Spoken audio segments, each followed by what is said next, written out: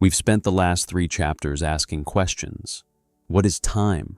Why do we always feel like we don't have enough of it? What does our time reveal about who we are? But eventually, understanding reaches a limit. There comes a point where another insight won't change your life. Only action will. So, here's today's question. If you already know what matters, what's stopping you from doing it? The perspective. Most people assume they procrastinate because they're lazy. I don't think that's true. In most cases, people don't avoid the action. They avoid what they believe they'll feel while doing it. The discomfort, the uncertainty, the possibility of failure, the effort, the boredom, and sometimes the fear of success and what comes after. We delay the emotion, and the action gets delayed with it. Procrastination isn't usually a time problem. It's a friction problem.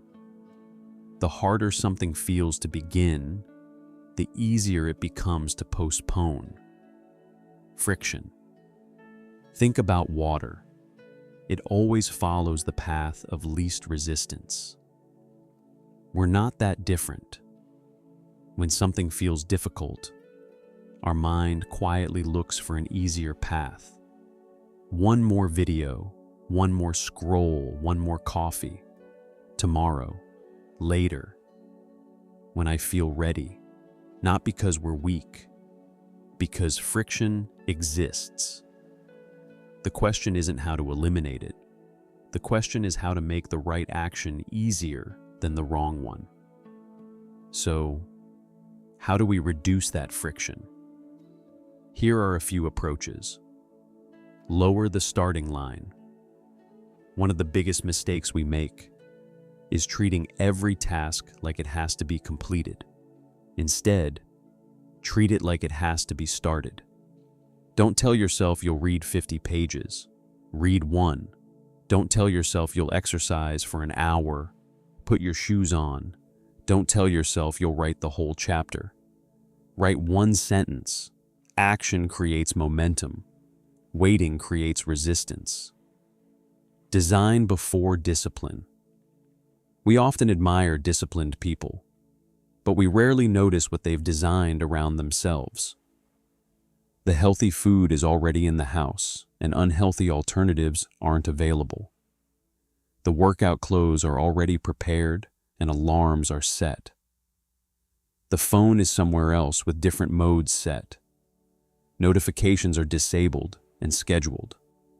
The meeting is already scheduled, and the agenda is shared. Their success isn't built only on willpower. It's built through design, by reducing unnecessary decisions. The environment quietly supports the person they're trying to become. Stop negotiating.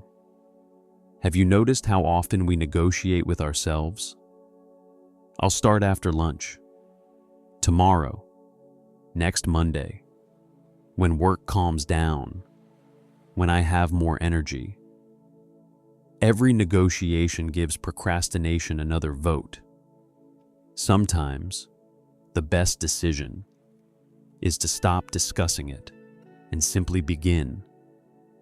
Progress over perfection. Perfection has delayed more dreams than failure ever has, because perfection says, wait until it's right. Progress says, start now and make it better tomorrow. The first version doesn't need to impress anyone. It simply needs to exist. Perhaps that's what taking action has always been about. Not becoming a different person, but making it easier for the person you already want to be, to show up. Because every meaningful life is built the same way. Not through one extraordinary decision, but through ordinary decisions, repeated intentionally. What's one action you've been postponing? That could begin today.